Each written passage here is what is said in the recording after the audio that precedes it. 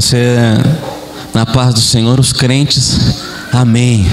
Você fala, boa noite, o povo fica um pouco assim. Que a sua noite seja boa, amém? Quando a Stephanie começou a louvar aqui, a adorar ao Senhor juntamente com a igreja, eu ainda estava em dúvida, profeta, naquilo que juntamente com o Espírito Santo eu falaria. Mas quando chegou no segundo por terceiro louvor, o Espírito Santo foi testificando algumas coisas, e na hora que o pastor Alexandre começou a ministrar aqui, eu falei, é isso, peguei. Peguei. E eu quero falar aos judeus também, como o pastor Alexandre estava falando aqui no Evangelho de Mateus. E eu preciso que você abra comigo lá no Evangelho, segundo escreveu São Mateus, o capítulo 7.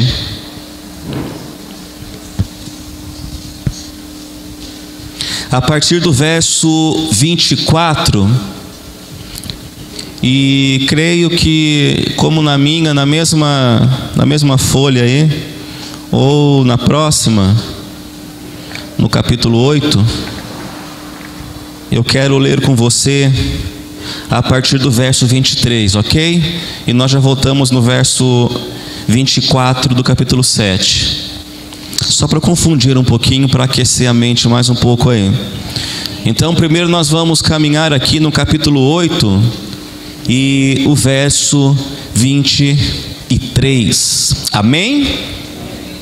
Que está escrito assim: e entrando ele no barco, os seus discípulos fizeram o quê?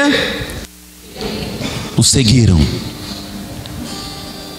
Aqui já dá uma mensagem muito grande a partir de ser discípulos.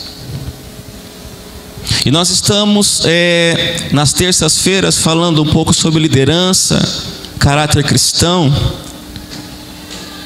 E eu quero já começar aqui a montar esse quebra-cabeça para terça-feira.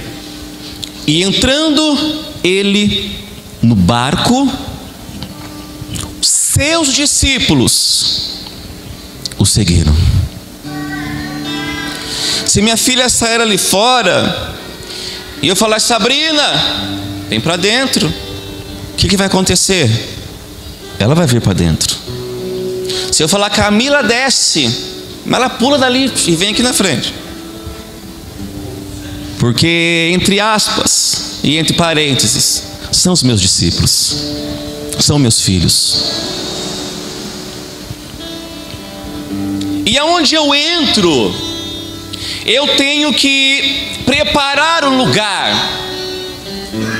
preparar um espaço, adequar esse espaço para aqueles que virão após mim se sentirem confortáveis neste lugar. Sabrina tem o quarto dela lá em casa. Foi lá, comprou o guarda-roupa que queria, cama que queria. Está lá o quarto dela, né, filho? Há um espaço preparado para ela. Por quê? Ela confia no seu pai. O seu pai preparou um lugar adequado para ela.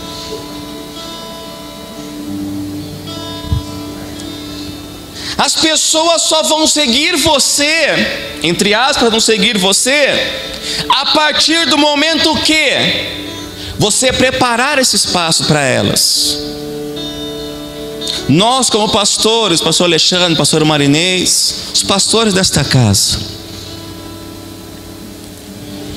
as pessoas, os nossos filhos, Kleber,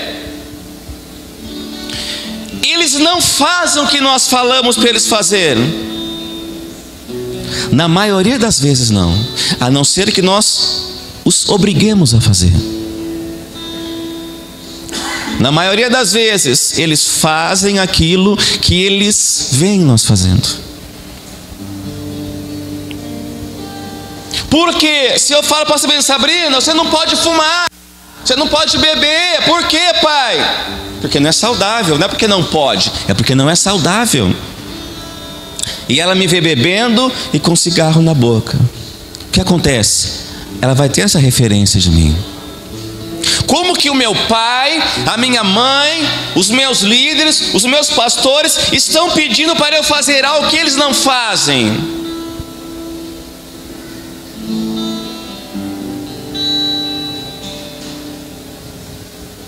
Depois de Deus, eu tenho que ter uma palavra dos meus pastores. Eu tenho que pelo menos confiar neles. Eles não são obrigados a saber tudo. Nem Jesus sabia. Quando virá o Filho do Homem, não sei, só meu pai que sabe. Vão tocando o barco aí. Tem coisas que não é para saber agora. Lá na frente a gente vai saber como que ficam as coisas. O interessante é que na minha Bíblia, não sei se na sua vai estar assim, está assim, e entrando ele com letra minúscula. Na sua está com letra minúscula? Alguma com letra maiúscula? E são nas entrelinhas, e são em algumas palavras que o Pai se revela para você. O apóstolo João diz que Deus se deu a conhecer aos discípulos quando eles estavam aonde? À mesa, não na mesa, à mesa. Quando Jesus partiu o pão, os discípulos reconheceram que ele era Deus. Porque ninguém repartiu o pão naquele tempo.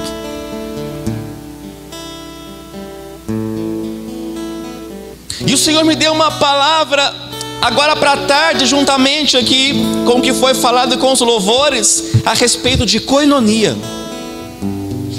Com K do grego, do koinos, que é o que? Koinonia, ter tudo em comum. Diga assim, ai. Como diz o Luiz Hermínio, né, Lê? Dá tempo de ir embora ainda. Koinonia vem de uma palavra grega que quer dizer ter tudo em comum. E Mateus estava escrevendo para aqueles que o Pai veio, para os mesmos que não o receberam. Só que sabemos que todos aqueles que receberam, o Pai deu-lhe o que? Poder, autoridade, dínamos, força de serem feitos filhos de Deus. A saber o que? Aqueles que creem no seu nome. Porque para crer em Deus, profeta, nós temos que ter força. Porque se for fraco, não crê em Deus não. Igual o pastor falou aqui, igual a Stephanie ministrou, nós estamos em dias de guerra. Nós estamos em dias de crise. Eu fui fazer uma visita ontem. Não sei se o termo certo é visita, porque não havia ninguém doente. Mas em partir, ser koinonia com esta família.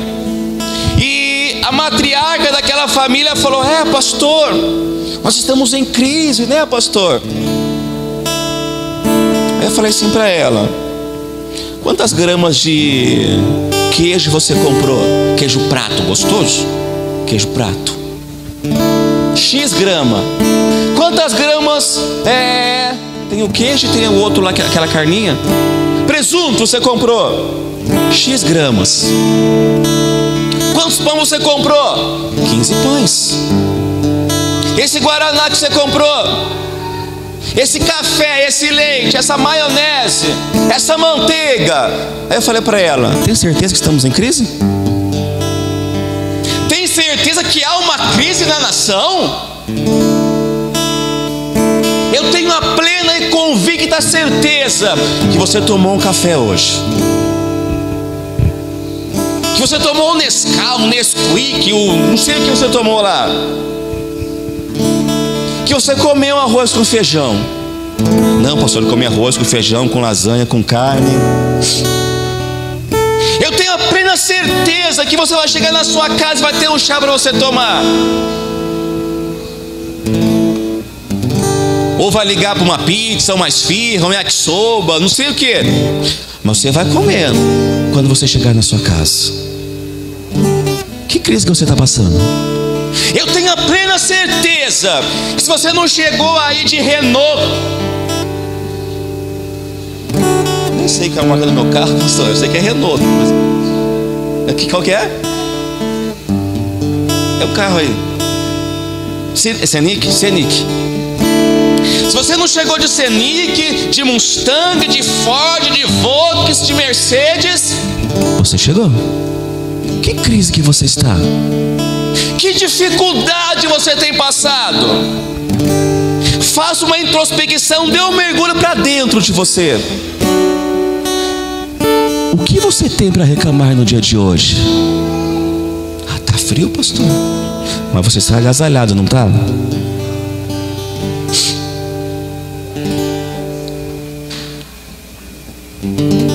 Pois é. Ele entrando no barco, os seus discípulos o seguiram.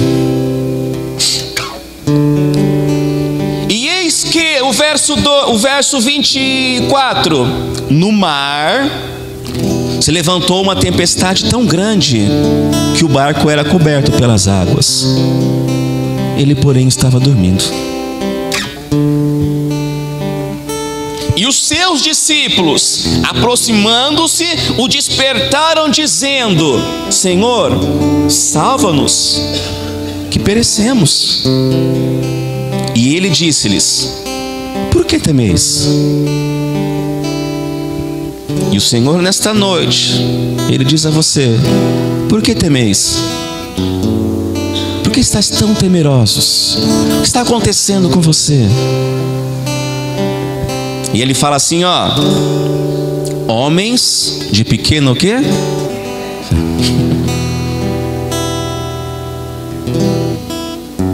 Tem gente, pastor Alexandre, que tem tanta fé, mas tanta fé, de crente, que chega a feder.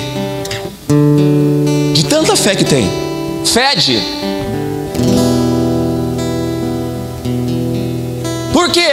Porque a fé sem obras é morta.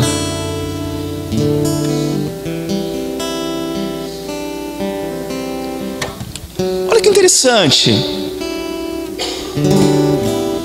Por que temeis, homens de pequena fé? Ele foi isso aqui para homens, não foi para mulheres. Porque dizem aí fora que o sexo frágil é a mulher, né? Eu estou com as minhas dúvidas, viu? Estou com as minhas dúvidas. Porque lá no Gólgota, lá na caveira, lá no pé da cruz, não tinha homem não, os homens, ó. Como diz o ditado, deu linha no pipa.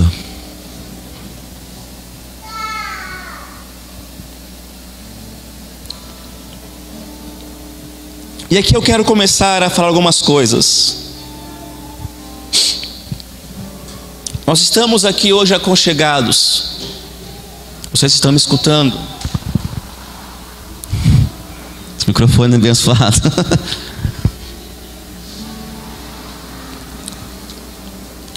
Só que daqui a um pouco, cada um para suas casas.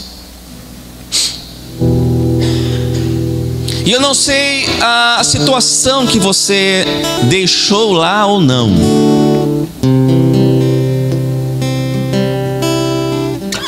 Eu não sei se você vai escolher seguir Jesus hoje.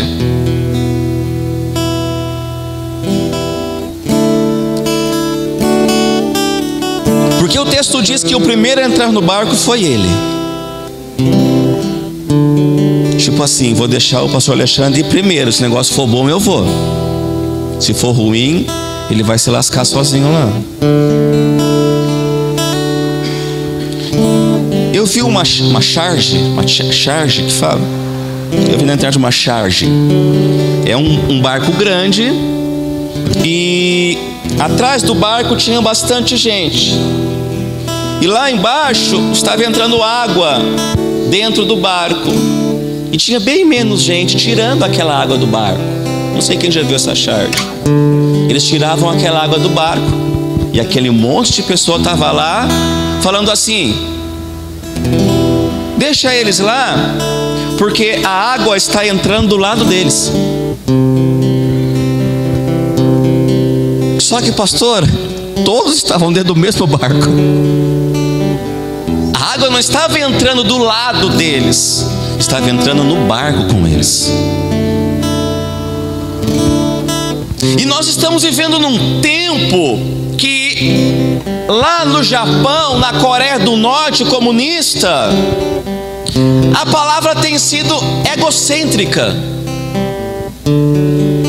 Que é isso? Uma palavra que massageia o meu ego. Que eu saio daqui gostosinho, pastora, quentinho. Que palavra poderosa. Porque falou o que eu queria escutar, não o que eu preciso escutar. Só que essa palavra egocêntrica, ela cai na periferia da sua alma e não na sede das suas emoções. Então ela não vai mudar na sua vida, porque mexeu com o seu ego. É bonitinho. É como os pastores pegassem um pirulitinho e dessem para cada um de vocês. Ó, vai felizinho para casa. Adoçasse a boquinha, o ego de vocês.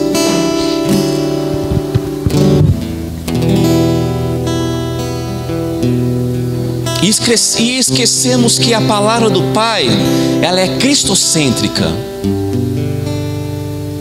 Você detecta o Espírito Santo dentro da igreja, de uma comunidade de fé, quando a pessoa, ela exalta o Cristo e não coisas. Se a igreja, se o preletor, ele exalta o ego, o Espírito Santo está longe deste lugar. Porque o Espírito Santo, ele exalta a pessoa de Cristo. O Espírito Santo, ele nos ajuda a discernir pecado, justiça e juízo. Porque a mesma medida que eu uso para medir a pastora Marinês é a mesma que ela vai me medir. Porque a palavra é uma só. Então, como diz minha mãe, cá comigo. Eu entendo cá comigo é vem comigo, escuta o que eu estou falando. Que barco você está? Oxe.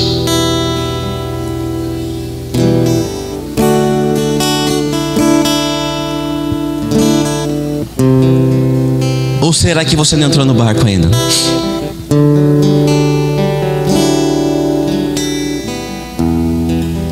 Entenda algo, Jesus nunca nos enganou.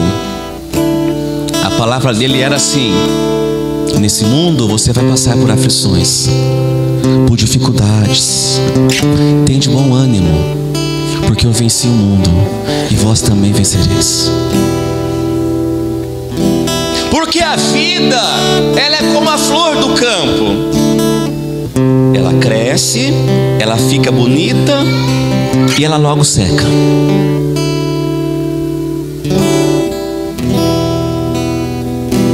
E o texto diz que Jesus fala assim para eles: o que está te trazendo medo neste tempo? Porque você está temeroso? O que tem te feito pensar negativamente? E quando ele fala assim, ó, homens de pequena fé, ele não está falando numa dimensão de fé, num tamanho de fé, grande ou pequena. Ele está falando de uma fé qualitativa, de um espírito inteligente que estava em Daniel.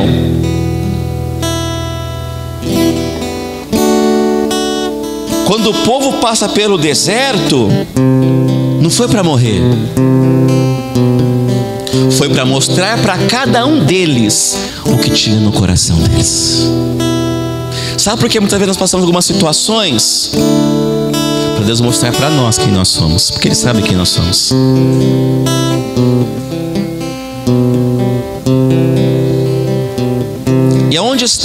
E aonde estão os seus fundamentos neste tempo? Eu disse que koinonia significa ter tudo em comum.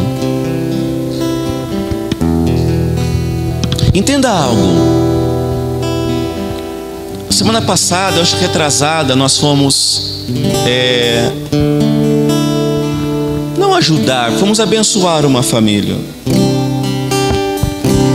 Muitas vezes, não essa, mas alguma pessoa que você está ajudando e ela está desprovida de algo.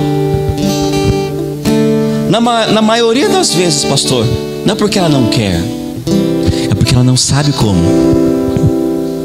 Tem gente que é só Jesus mesmo. Você ajuda e não atrapalha, porque não quer trabalhar, não quer estudar, não quer se qualificar, não quer nada.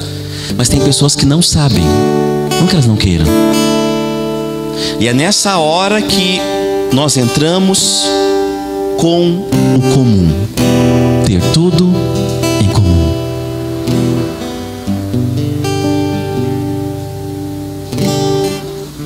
O texto diz que então levantou e repreendeu os ventos e o mar, e seguiu uma grande bonança. E aqueles homens se maravilharam, dizendo: que homem é este? Sabe o que eu entendo aqui, meus irmãos? E eu estava ontem com a cabeça fritando de madrugada. O Senhor me dá algumas coisas para falar, profeta Eza. Porque de mim eu tenho bastante coisa para falar, porque eu estudo, eu leio Bíblia. E eu falei: Senhor, quanto mais eu estudo, menos eu sei.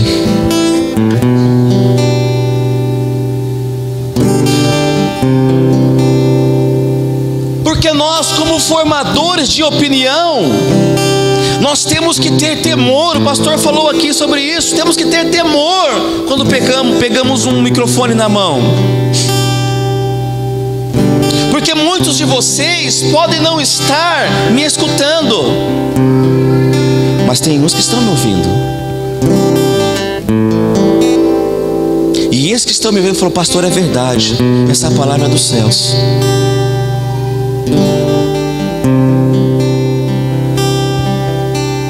A única pessoa que tem poder para resolver situações contrárias é o seu pai, é o meu pai. Porque nós, como filhos, nós ainda não conhecemos o todo.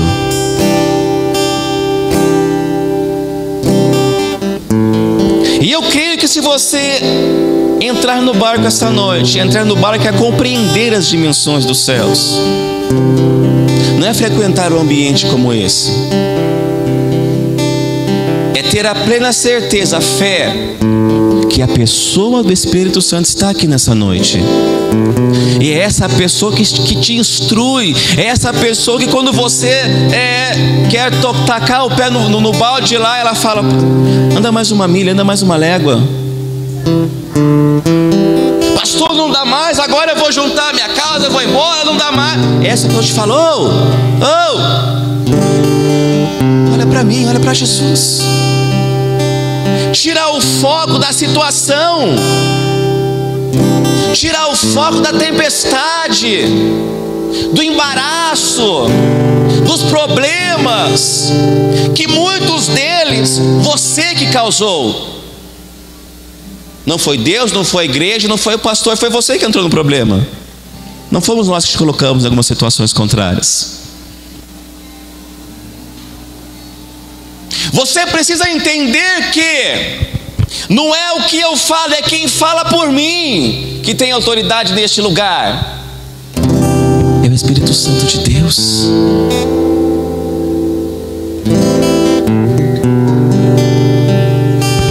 Olha que interessante. E aqueles homens se maravilharam no verso 27. E eles disseram: que homem é esse?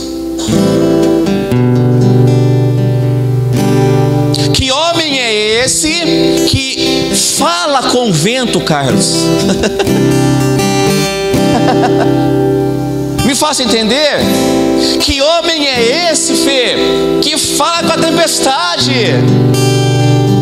Que homem é esse, Carlos, que quando você está a pique, ele fala: olha para mim e vem. Você estava dentro, agora você pode descer, vem para fora. Você não vai andar sobre o mar, você vai andar sobre as palavras de Deus.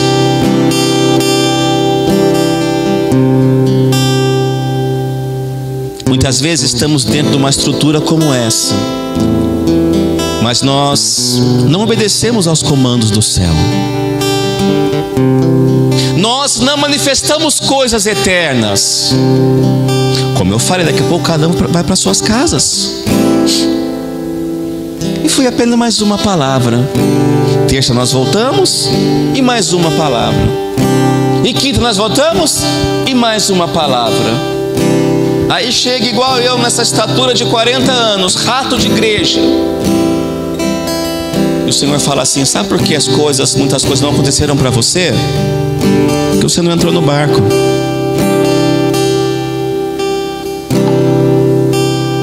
Porque você fez do seu jeito. Você fez coisas em meu nome que eu não pedi para você fazer. Você falou coisas em meu nome profeticamente que eu não autorizei você a dizer.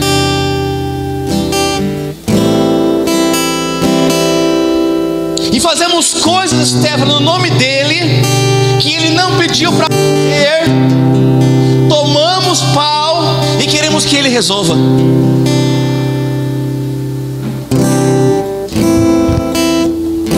Você fazer aliança com pessoas que você não conhece, traz para dentro da sua casa, as pessoas te decepcionam, te roubam, te maltratam, te entristece. Você fala: o que eu fiz?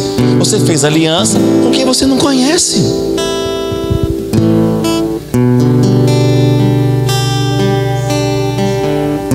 Os discípulos, eles estavam ali. O Alexandre falou aqui, Espírito de Judas. Andaram com ele ali, 3 anos, viram ele fazer milagre, viu ele ressuscitar Lázaro, curou até a sogra do Pedrão. Aí vem uma situação contrária, Carlos, quando está tudo bem, Sabrina, Souza Mendes. Glória a Deus, aleluia, é Deus. Ó que Deus bom, tô comendo, tô bebendo, casei com uma pessoa bonita, fui promovido. Quando Jesus fazia as coisas boas, nossa, ele era o cara. Agora se desse uma dorzinha na unha, Deus, que isso, o Senhor não é Deus? Nas boas ou nas ruins, ele continua sendo Deus. No vento, na tempestade, ele é Deus. Mas na bonança, ele também é Deus. Na promoção, ele é grandão. Mas no início do trabalho também, ele também é Deus grandão.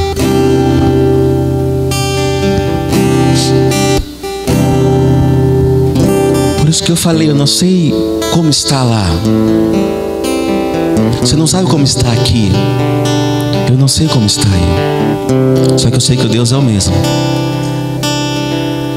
E eu creio num Deus que surpreende, porque para ele não existe o tempo, ele é eterno.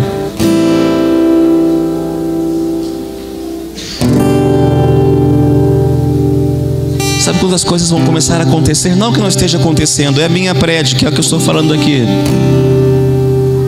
Quando fomos koinonia. E eu não estou falando da placa da nossa igreja.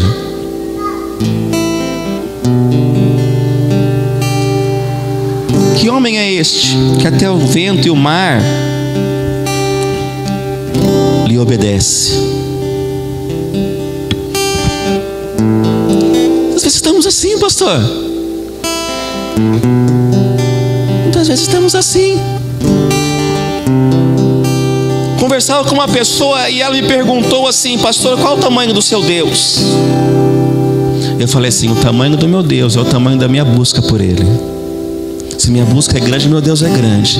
Se minha busca é pequena, meu Deus é pequeno. Se eu não busco nada, meu Deus não é nada. Ah, mas a palavra diz. Quem dizia Nicodemos então? Eu sei o que a palavra diz, mas o que ela diz em você? Porque diz Paulo que nós somos o que? A carta escrita e lida. E como carta, o que as pessoas têm lido de você nesse tempo?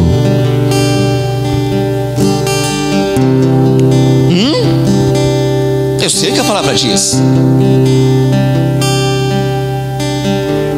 Eu estudo Bíblia, nós estamos com um curso aqui para estudar a Bíblia.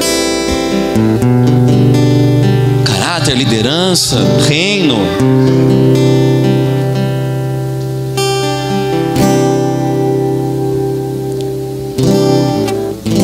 Eu escrevi algo aqui, e eu escrevi assim, ó: não tem como você enxergar sem uma visão. Você só enxerga algo se você tem uma visão desse algo. Isso é fé.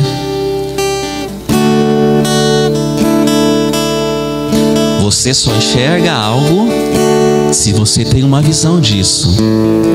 Se você enxerga isso. E o que você tem enxergado neste tempo?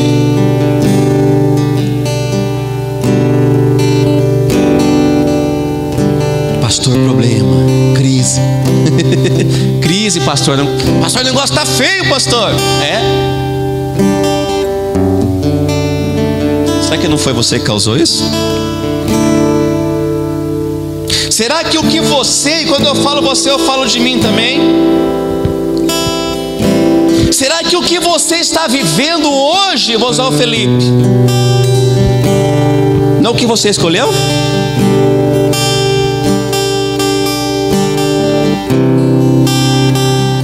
Ei, será que o que você está plantando hoje, o que você está colhendo hoje, não foi o que você plantou? Aí você chega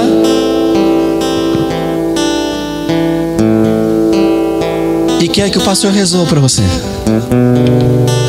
algo que você ocasionou.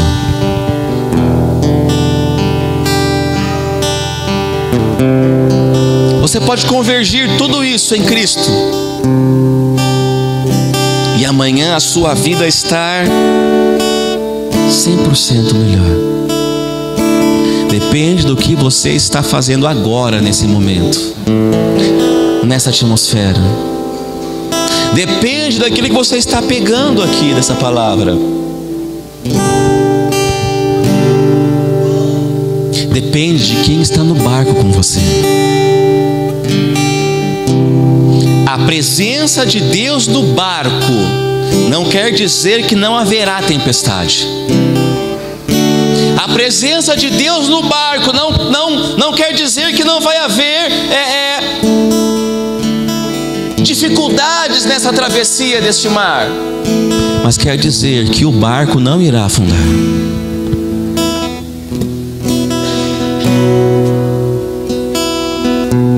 Quem você está convidando para entrar no seu barco? Lembra de Jonas?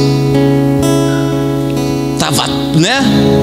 Coisou tudo lá, por quê? Porque havia um desobediente dentro do barco. Com que você tem andado?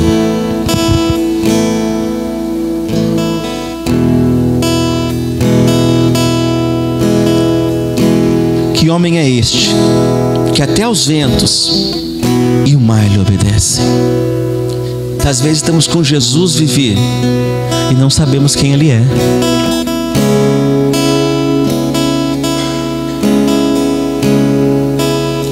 Assim como os discípulos.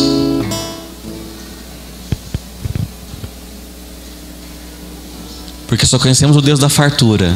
Se não tiver fartura, não é Deus. Quem falou isso para você?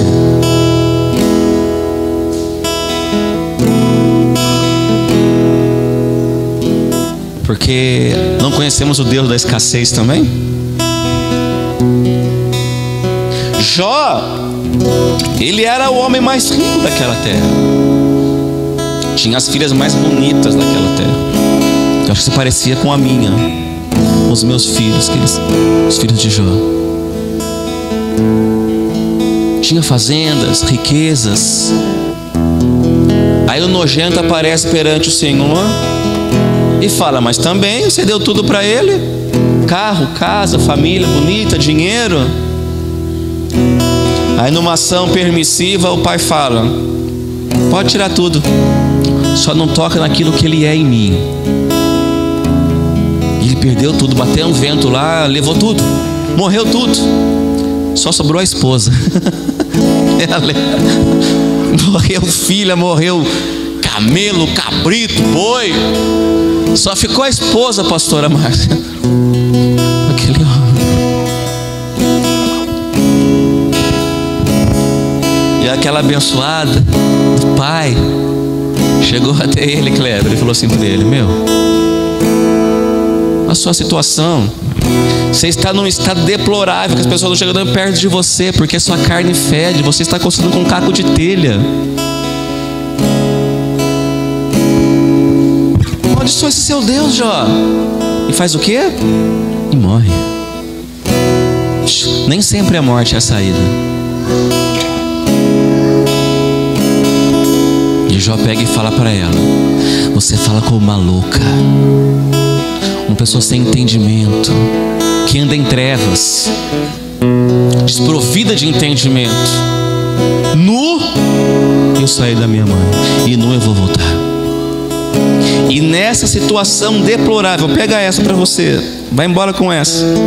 Nessa situação de escassez deplorável, os bichos comiam a carne de Jó, se alimentavam da carne de Jó. O que ele fez? Ele falou assim: bendito, sagrado, sacro seja o nome do Senhor.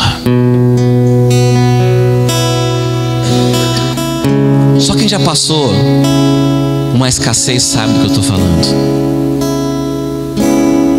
E mesmo assim dá glória.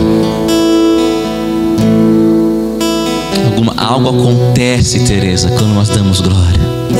Coisas se movimentam no reino do Espírito, Fabi, quando glorificamos o nome do nosso Pai.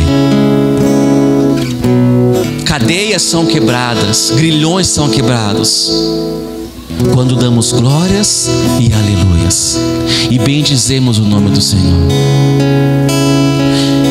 Nós não podemos bendizer o nome do Senhor porque ganhamos coisas dele, mas porque ele é o nosso Deus.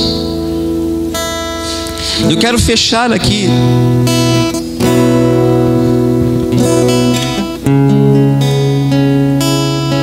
no capítulo 7. Você pensou que eu não ia voltar, né? Mas a minha cabeça está melhorando a cada dia. Eu não tenho mais esquecido as coisas. E eu lembrei, capítulo 7, para me fechar aqui. E o verso 24: todo aquele, pois que escuta essas minhas palavras e as pratica, assemelhá-lo-ei ao homem prudente, ou ao homem inteligente, que edificou a sua casa sobre a rocha. Desceu a chuva, correram rios, assopraram ventos e combateram contra aquela casa, e não caiu, porque estava onde? Edificada sobre a rocha. Olha para mim só mais um pouquinho. O evangelista aqui está falando de um fundamento chamado alicerce.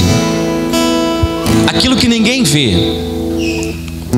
Como eu já falei, lá na sua casa, aqui nessa casa, abaixo desse piso, tem fundamentos, tem alicerce, tem brocas. Só que ninguém vê isso. Ninguém vê o que sustenta isso, pastor. Só que tem algo que sustenta isso. Ninguém precisa ver quando você chegar com um cheque de 1 milhão aqui. Ó, pastor, 1 milhão que você falou está aqui, ó. Ninguém precisa saber quando você trouxer 1 centavo aqui.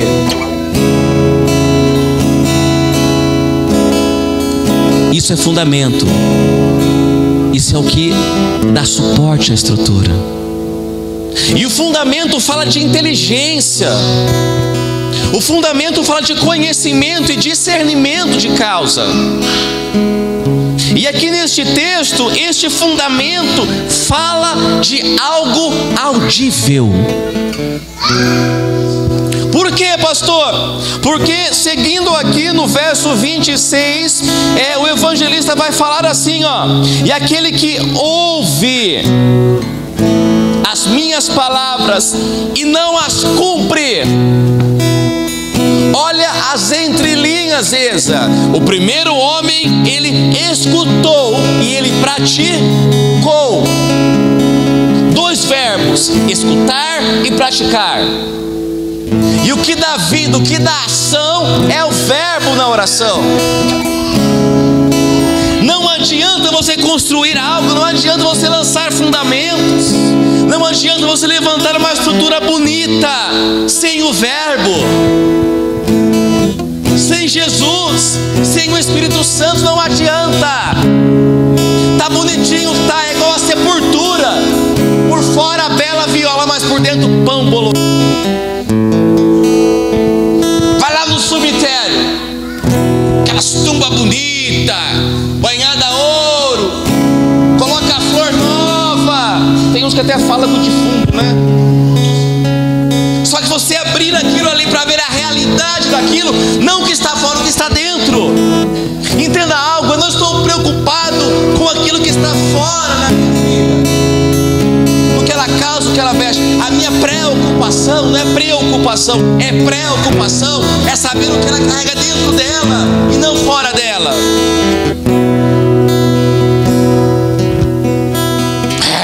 Ó, chegou os bonitão aí, hein, Gessé? Mas não é esse, não. Tem mais algum? Tem. E onde que ele está, Vivi? Está lá atrás das malhadas. Está cuidando das ovelhas do meu pai. Às vezes a igreja está de porta aberta, não no lado negativo, mas estou aqui fazendo uma analogia por conta daquela irmãzinha que está lá no fundinho, aquela irmãzinha de coque, pastor, que vem com aquela sapatilha molhada, com a unha grande, que até já rasgou o pano da sapatilha, e ela vem: ai do Senhor, pastor, e senta lá no finalzinho e fica lá. Às vezes eu estou de pé por causa das suas orações. Sabia disso? Às vezes eu subo aqui, o Alê sobe aqui porque vocês têm orado.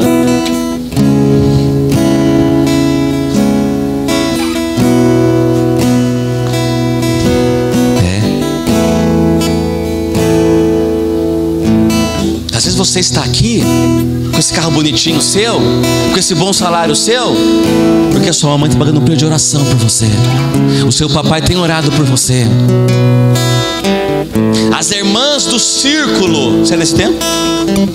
Do círculo de oração, Vivi, está lá toda terça-feira orando lá, meia hora de joelho no chão, que chega depois de escorregar de tanta lágrima que derramou, por causa de você. Eu falava para minha filha, falo para minha esposa, que para elas ficar bonita assim eu tenho que ficar feio, Tereza. Sabia disso? Muitas vezes para o seu esposo ficar bonito, você vai ter que ficar feia.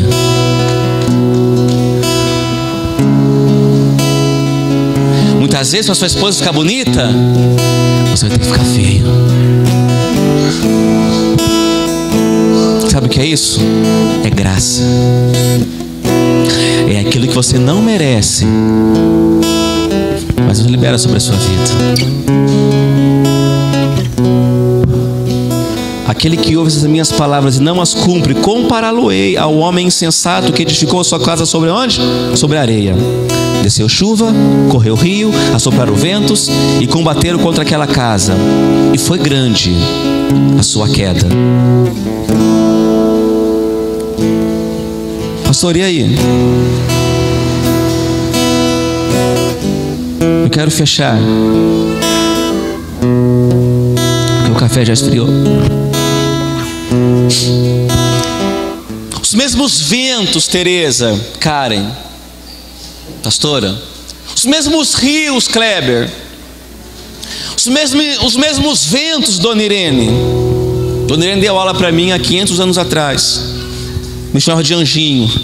Por que me chamava de anjinho? Eu não sei. Me chamava de anjinho. Presta atenção.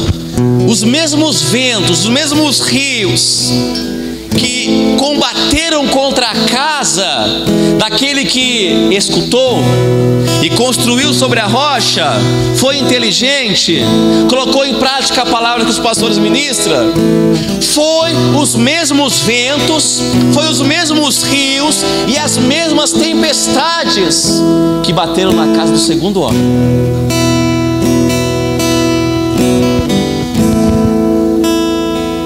Só que a do segundo homem, ele não colocou em prática a palavra que ele recebeu.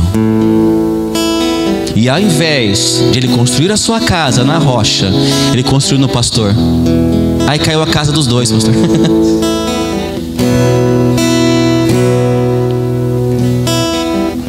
Olhe para mim, olhe o pastor Alexandre, mas em primeiro lugar,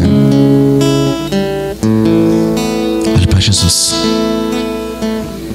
Eu não sou o autor, Ele é. Eu não sou o consumador, Ele é. Da sua fé. Ele escreveu a sua história e Ele consumou a sua história. Você não será, você já é vencedor. Só que coloque em prática.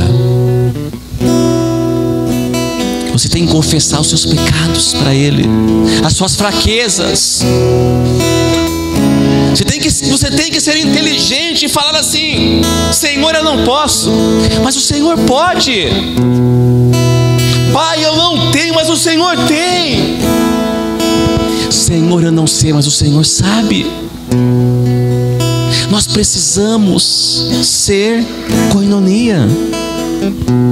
Koinonia é ter tudo em comum. Não ande sozinho. Não ande sozinho. Eu falo que ninguém vai ganhar guerra sozinho. Nós somos um corpo. Você não pode andar sozinho. Você faz parte do corpo. Você está ligado a este corpo pelos membros.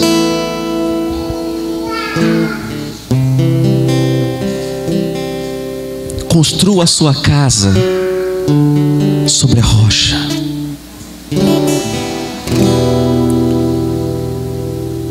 Você só vai enxergar se você tiver uma visão. Se você não está enxergando nada, para no primeiro posto de gasolina aí, reprograma aí a sua cabecinha. Final do culto, gruda do pastor Alexandre, pastor Marinês. Pastor, eu entendi, eu quero ajuda. O pastor vai marcar um dia com você. Você vai comprar queijo, presunto, vai convidar o pastor e ele vai bater um papo com você. E você fala: pastor, é assim, assim, assim. Eu preciso de ajuda. Tirando eu aqui, alguém precisa de ajuda aqui? Só a Vivi, pastor Alexandre. Pastor Ale também precisa. Não somos autossuficientes, né, Eza? Há 15 anos? 13 anos atrás, eu cheguei num líder e falei: eu preciso de ajuda, senão eu vou morrer. Na verdade eu estava morto já, né, Eza? Eu estava um morto-vivo, zumbi, né, Ale? Eu preciso de ajuda.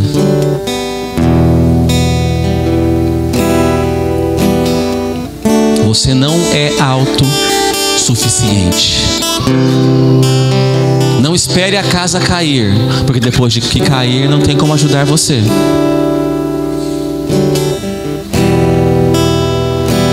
Pode chegar depois no Alê, em mim, no Marinês. Fala: pastor, eu preciso de ajuda, pastor.